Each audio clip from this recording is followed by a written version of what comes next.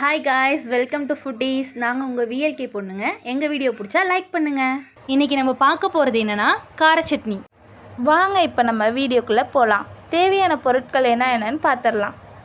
Normal size வெங்காயம் 3, 4 பழுத்த தக்காளி, 13 காஞ்ச மிளகா. பெருசாகவும் இல்லாமல் சின்னதாகவும் இல்லாமல் 1-2 கட் பண்ணி எடுத்துக்கலாம் வெங்காயத்தையும் தக்காளியையும். வாங்க இப்போ நம்ம அரைச்சி எடுத்துக்கலாம். ஃபஸ்ட்டு காஞ்ச மிளகா, அடுத்து வெங்காயம், அடுத்து தக்காளி. இப்போ 1 ஸ்பூன் உப்பு, கொஞ்சமாக தண்ணி ஆட் பண்ணிக்கலாம். தண்ணி ஊற்றுனதுக்கு அப்புறமா கலர் நல்லா சேஞ்ச் ஆகிற அளவுக்கு அரைச்சி எடுத்துக்கலாம். இப்போ நல்லா ரெட்டாக அரைஞ்சிருச்சு. அதை ஒரு பாத்திரத்தில் மாற்றிக்கலாம். இப்போ நம்ம கார சட்னியை தாளிச்சிக்கலாம். தாளிக்கிறதுக்கு தேவையான பொருள் 1 ஸ்பூன் கடுகு, 1 ஸ்பூன் உளுத்தம்பருப்பு, கொஞ்சோண்டு கருவேப்பிலை.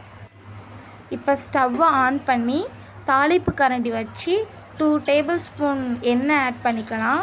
எண்ணெய் ஹீட் ஆனதுக்கப்புறம் கடுகு, உளுத்தம்பருப்பு. இப்போ கடுகும் உளுத்தம்பருப்பும் நல்லா பொரியணும். பொரிஞ்சதுக்கப்புறம் ஸ்டவ்வை ஆஃப் பண்ணிடலாம். இப்போ கருவேப்பிலையை சேர்த்து தாளிப்பு எடுத்து கார சட்னியில் ஊற்றிக்கலாம். இப்போ நம்ம கார சட்னி ரெடி. உங்களுக்கு காரம் ஒத்துக்காதுன்னா காஞ்ச மிளகாவை நீங்கள் கம்மி பண்ணிக்கலாம். இட்லிக்கும் சரி தோசைக்கும் சரி இது ஒரு சூப்பரான சட்னியாக இருக்கும். ஒரு தடவை ட்ரை பண்ணி பாருங்கள்.